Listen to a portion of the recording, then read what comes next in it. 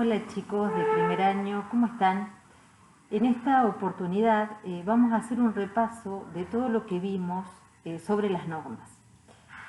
Como ustedes recordarán, en la unidad anterior vimos cómo el hombre es un ser social que necesita de los otros, necesita de los demás para vivir y para existir.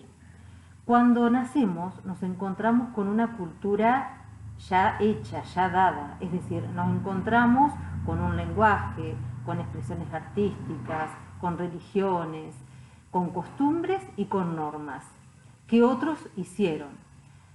Estas normas tienen un carácter histórico, al igual que las costumbres no siempre son iguales, van cambiando con las épocas y cada sociedad tiene sus propias normas y sus propias costumbres. Nosotros, con nuestros contemporáneos, con los que viven en el mismo momento histórico que nosotros, quiero decir, cambiamos muchas veces, modificamos las normas y a otras las mantenemos igual. Esto es con nuestras conductas de todos los días. Es decir, con nuestras conductas de todos los días reforzamos, tenemos vigentes o hacemos vigentes un montón de normas y de costumbres y cambiamos otras. Bueno, pero ¿qué son las normas? Las normas, como ustedes vieron, son pautas de comportamiento. Es decir, las normas cumplen tres funciones. Por un lado, nos prohíben, nos dicen qué comportamientos son considerados perjudiciales y no se deben hacer. Este es el carácter prohibitivo de la norma. Pero también las normas orientan y posibilitan. Por ejemplo, la norma que dice tenemos que salir en esta época del coronavirus con barbijo. Tenemos que salir con barbijo, dice la norma. Entonces, por un lado prohíbe no salir o salir sin barbijo, por otro lado nos orienta cómo debemos comportarnos cuando salimos a la calle. ¿Y qué posibilita la norma? Posibilita que no nos contagiemos entre nosotros, posibilita que conservemos la salud. Esto es muy importante, entender que las normas no solamente prohíben, sino que también posibilitan algo. Por ejemplo, la norma de no se puede comer chicle en la clase. ¿Por qué no se puede comer chicle en la clase? Porque esa prohibición posibilita que prestemos todos atención a lo que la profesora dice o a la lectura que se está viendo y podamos estudiar y podamos aprender. Es decir, las normas son importantes porque, por un lado, son pautas de comportamiento que son necesarias en toda sociedad para organizar las relaciones sociales, para ordenar de algún modo su funcionamiento. Es decir, las normas pueden cambiar y de hecho cambian a lo largo de las épocas, pero lo que no cambia es la necesidad de las sociedades de tener normas que regulen su convivencia. Por otro lado, vimos también que hay dos tipos de libertad.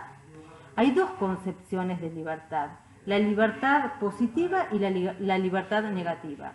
La concepción de la libertad negativa ve a los otros, a los demás, a las demás personas, como que limitan la propia libertad. Es decir, ve a los otros como obstáculos para mi libertad. Es decir, los otros me limitan. Qué bueno sería que los otros no existieran, porque entonces yo tendría una libertad ilimitada. Esto es una fantasía, porque en realidad desde que el hombre nace necesita de otros. Entonces pensar una libertad sin límites, donde los otros no existieran, es una falacia, es un error. La concepción de la libertad positiva dice que los otros me enriquecen y hacen que mi libertad sea mayor. ¿Qué quiere decir esto? Que, por ejemplo, el trabajo en grupo en la escuela. El trabajo en grupo en la escuela posibilita que nos ayudemos entre todos, que el otro me explique algo que yo no entendí, me ayude con algo que yo no entendí y a su vez me ayuda a tener más tiempo libre porque lo hago más rápido y me queda más tiempo libre para hacer lo que yo quiera. Siempre los otros me enriquecen en mi libertad, nunca me la limitan. Y además yo necesito de los otros. Después vimos, por ejemplo, otro tema que era el de la clasificación de las normas. Hay distintos tipos de normas. Por ejemplo, tenemos Son 4 tipos: las normas sociales, las normas morales, las normas religiosas y las normas jurídicas.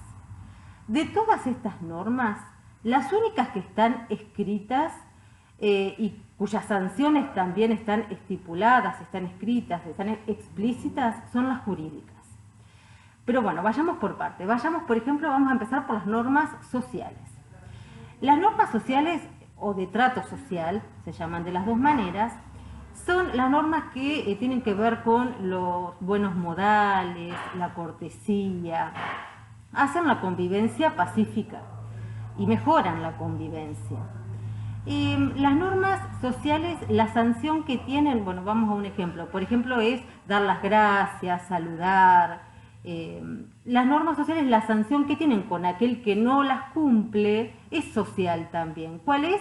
Que los demás califiquen tu conducta como maleducada. Esa es la sanción, no hay otra, ¿no? Y tampoco está escrita. Pero naturalmente la sociedad sanciona, o las personas sancionamos al que no cumple estas normas diciendo qué maleducado, ¿no? Y al revés, al que las cumple decimos qué educado. Después tenemos las normas morales. Las normas, a ver, ¿qué es la moral? La moral es el conjunto de valores y normas consideradas como justas. Nosotros tenemos cada uno una conciencia moral, que yo les decía en una de las clases, creo que les escribí, o no sé si en las correcciones que hice particulares o generales, la conciencia moral es como esa voz interna que te felicita cuando vos haces algo bueno, o que te hace sentir mal cuando vos hiciste algo malo. Es decir, en la conciencia moral están todos los valores, todas las normas que fuimos aprendiendo a lo largo de nuestra vida, y que se internalizaron. Todas esas normas y valores que cuando eras chiquito venían de afuera, venían de las personas que te criaron, que te enseñaron, llega un momento en que esas normas, esos valores se internalizan cuando uno va madurando y ya después no necesitas que otro te lo diga de afuera, ya vos lo tenés dentro de tu cabeza. Entonces vos sabés que tenés que ser respetuoso, que tenés que ser solidario, que tenés que ser generoso.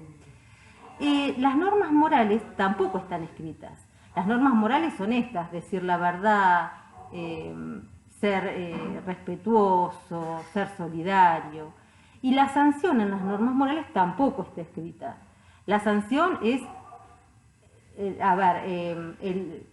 la desaprobación de los demás sobre tu conducta, sobre tu gesto, sobre tu acción. Bueno, después están las normas religiosas. Las normas religiosas dependen del dogma al que uno adhiera, del dogma religioso, de la religión en la que uno esté. Tampoco están escritas ni las normas ni las sanciones. Por ejemplo, en algunas religiones no cumplir con determinados preceptos dice que no te vas a ganar el cielo así, sino que vas a ir al infierno. Es un tema de creencias, ¿no es cierto? Y por último tenemos las normas jurídicas que emanan del Estado, o sea, son normas que las dicta el Estado.